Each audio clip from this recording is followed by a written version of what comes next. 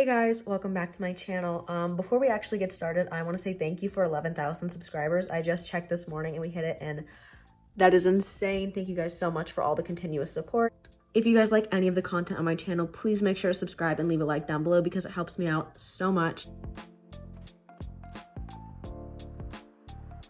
So in this video, I'm going to be doing what a lot of people requested. I'm going to show you how to make a flower beaded bracelet. I will show you what I've made in a second so far.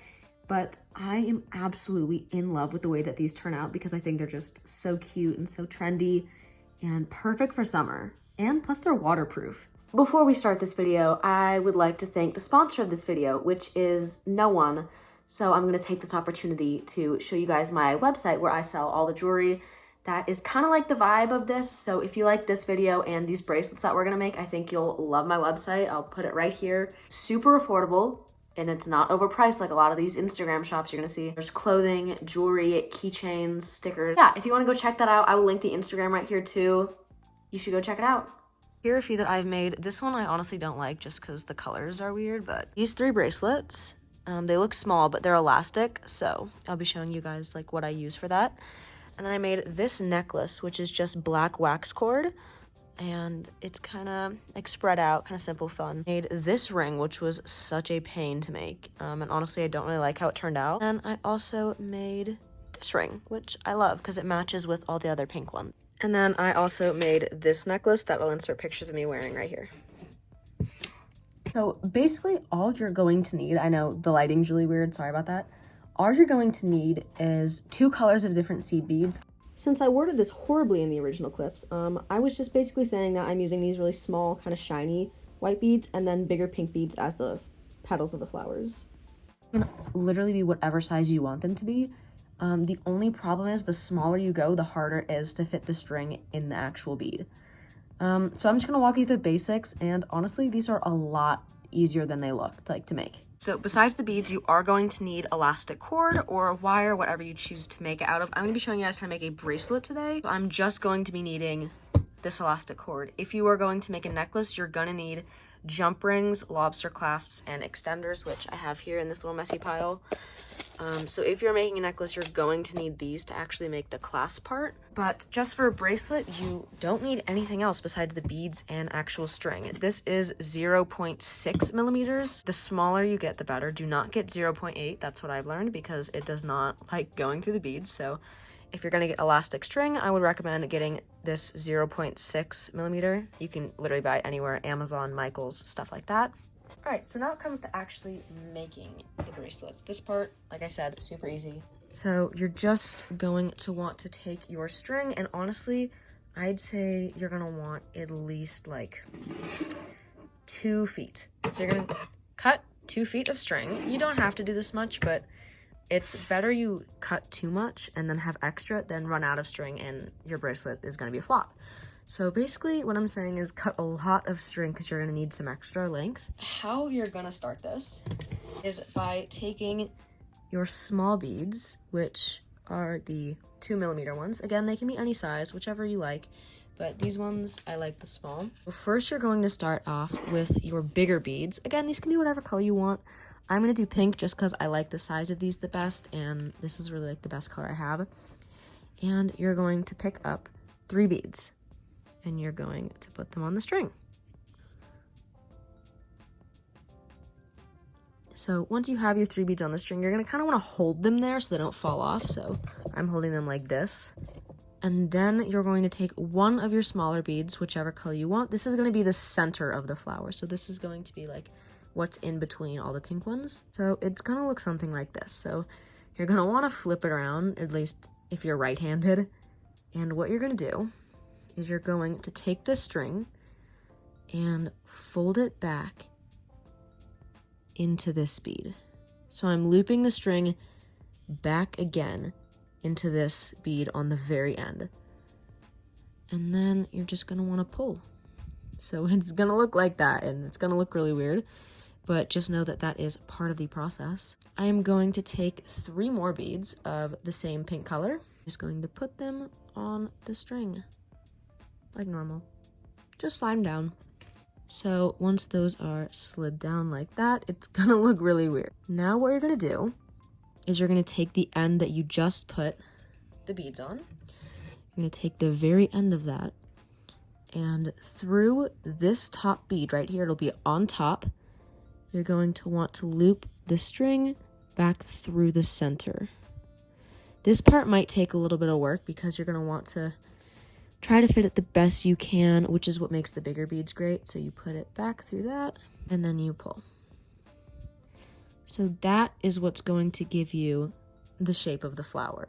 And not all of them are going to look perfect because of the size of the beads and whatnot, but that's what it looks like if you put 6 pink beads on. You can put more or less depending on how big you want your flower to be. So now what I do, if I'm going to make, let's say, a bracelet with this kind of pattern with beads in the middle, I'll take my small beads, which I said earlier that were like, what did I say, 2 1 millimeter. Again, they don't have to be any size in particular. You can do whatever you want.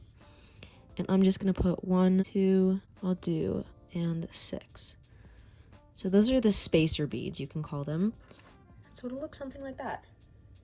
And basically, you're just going to want to repeat the flowers that I showed you right in the beginning, and you're just going to keep doing it. So I'll run through it again, so in case you kind of got lost that first time, hopefully you'll get it by this time. So I'm going to do 3 pink beads again.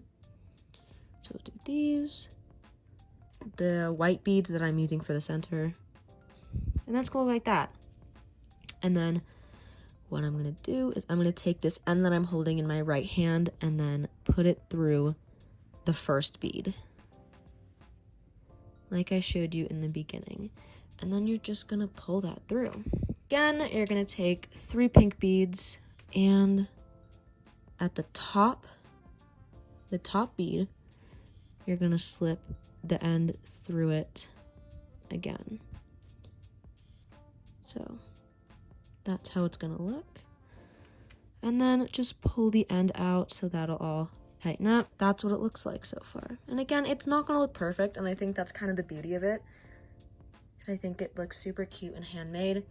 And then basically you're going to do that same exact pattern. So you're just going to do the small beads, the big flower, and then again and again, all the way until it wraps around your wrist. So I'm going to go do that, and I will come back to show you guys how to end the bracelet off.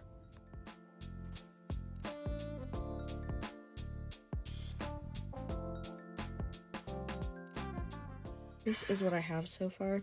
It's basically exactly 6 inches long, which is what I thought it would be. Occasionally you're going to want to go and kind of test it around your wrist to see if it's done. This part can get a little tricky, but there I can see that that is going to work fine.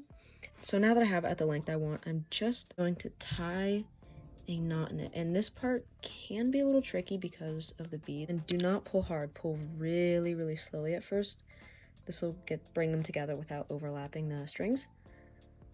And then you're just going to want to super carefully tie your first knot. So there's the first knot, and then you're just going to pull it a little bit. Just tug it like that. If you're using elastic like me, do not pull hard because you're going to break the elastic.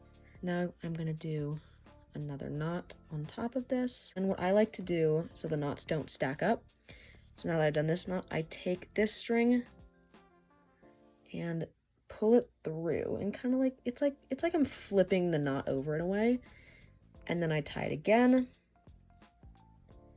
and then again just gently but kind of firmly tug it. I know you're gonna have to like wage the stretch of your string based on what you're doing, but then again I'm gonna kind of take it under and then do another knot, and I'm gonna end up doing like probably 6 to 8 knots, because you want this to be like super sturdy. You don't want to break it the first time you wear it.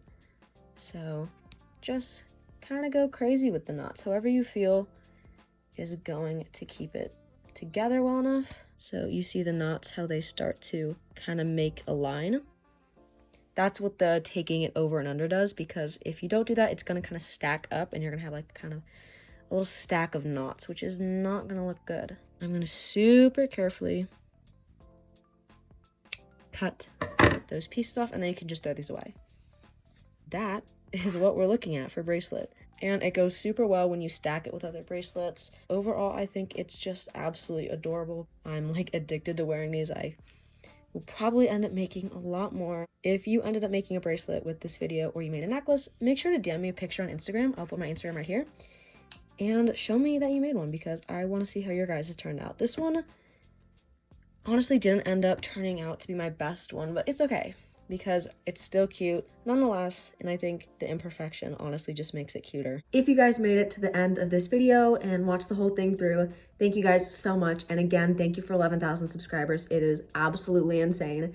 And if you like this or like any of the other content on my channel, make sure to subscribe so I can keep posting and you guys can keep seeing content that you like. If you want more jewelry tutorials like this, I make pretty much all of my own jewelry, and I'll show you guys right now some of the things that I've made. Here's like this little Heshi bracelet. Nothing made sense in this recording, so thank you for watching. I love you guys.